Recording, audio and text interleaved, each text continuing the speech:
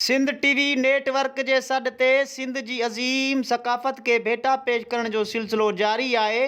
सिंधी सक़ाफ़त खे उजागर करण लाइ उॿाड़ो में ॼाम आलम शाह ॾेर जी अॻवाणी में घोड़नि ऐं ॾांदनि जी गो कराई वई, जंहिं में सिंध जे मुख़्तलिफ़ शहरनि कंदकोट, कशमोर, घोटकी तोड़े पंजाब खां शौक़ीननि पारां पंहिंजे ॾांदनि ऐं घोड़नि समेत वॾे अंग में शिरकत कई, जंहिं दौरान पहिरीं, ॿीं ऐं टीं जोड़ खां 6 जोड़नि जे ॾांदनि विच में गो मुक़ाबिलो करायो वियो, जंहिं में खटे ईंदड़ जोड़नि खे अजरक जा तोहफ़ा ॾिना विया।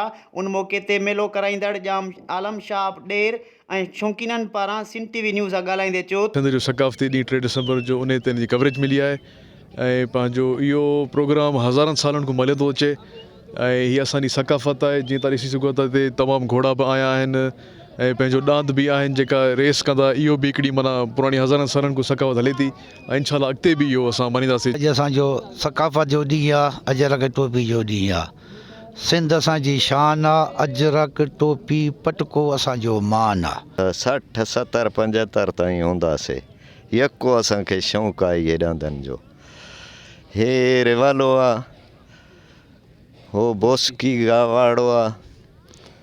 रामबू जे फ़ौजी जे मुक़ाबले में हे जोड़ो दश्ती बिरादरी जो आहे।